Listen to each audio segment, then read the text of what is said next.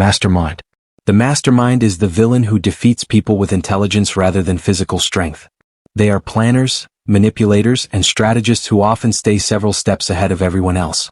This type of villain has existed for centuries in stories, but movies helped make them iconic by showing criminals who could control entire organizations or carefully orchestrate events from the shadows. What separates the mastermind from other villains is patience. They rarely rush into conflict because their real weapon is preparation. Characters like Professor Moriarty, Hans Gruber, and John Doe from Say 7 fit this pattern. The mastermind matters because they challenge the hero mentally, forcing them to solve problems instead of simply winning a fight. Dark Lord. The Dark Lord is an overwhelmingly powerful villain who seeks domination, conquest, or complete control. This archetype comes from ancient myths about evil rulers and destructive gods, and fantasy films expanded it into one of cinema's most recognizable villain types.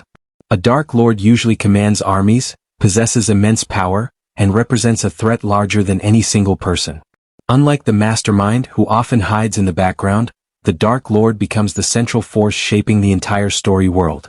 Villains such as Sauron or Emperor Palpatine are classic examples.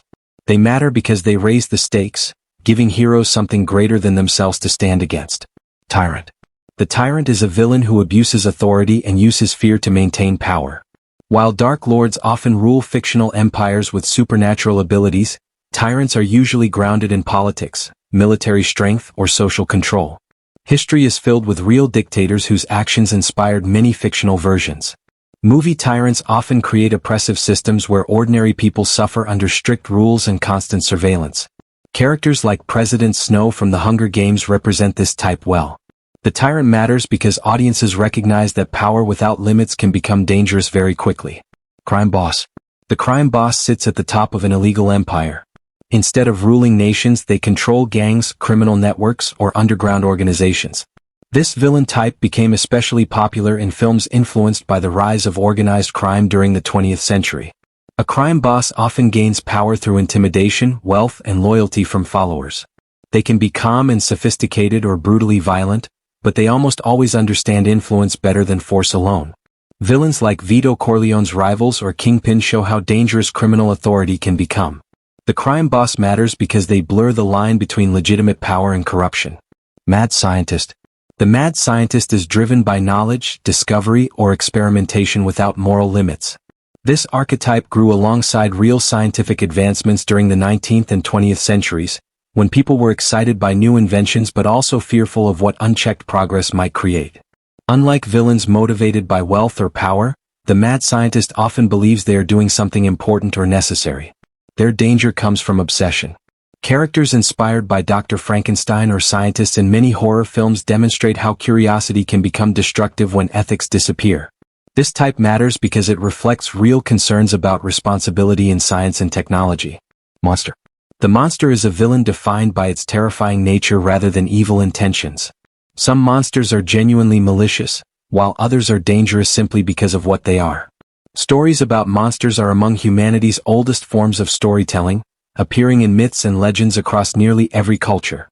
In movies, monsters can be giant creatures, supernatural beings, or transformed humans. What makes them different is that they often represent fear itself.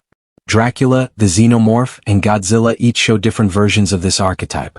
Monsters matter because they allow stories to explore the unknown and the fears people struggle to understand. Corrupted hero. The corrupted hero is someone who was once good but gradually became a villain. This type is especially tragic because the audience can see what was lost along the way. Many stories use this villain to explore how fear, grief, pride, or desperation can change a person. Characters like Anakin Skywalker becoming Darth Vader are among the most famous examples. Unlike villains who begin as evil, the corrupted hero often believes they are justified.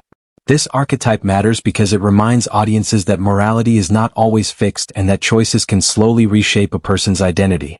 Rival. The rival is a villain whose goals directly conflict with the hero's goals. They are not always evil, and in some stories they may even possess admirable qualities. What makes them a villain in that specific narrative is that they stand in the hero's way. Rivals have appeared in stories for thousands of years because competition is a familiar human experience. In films, they often mirror the protagonist, showing what the hero could become under different circumstances. Characters like Eric Killmonger or some sports movie antagonists fit this role. Rivals matter because they create personal and emotional conflicts that feel deeply human. Revenge seeker. The revenge seeker is motivated by retaliation for a real or perceived injustice. Their actions usually begin with pain, loss, or betrayal. Revenge stories have existed since ancient literature because the desire for justice can easily turn into a desire for punishment. Unlike villains who seek power for its own sake, revenge seekers often have understandable motivations.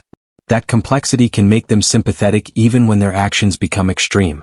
Characters such as Syndrome in The Incredibles show how resentment can grow into something destructive. This villain type matters because it explores the fine line between justice and vengeance. Cult leader. The cult leader gains power by controlling beliefs rather than armies or wealth. They convince followers that they possess special knowledge, divine authority, or a path to salvation.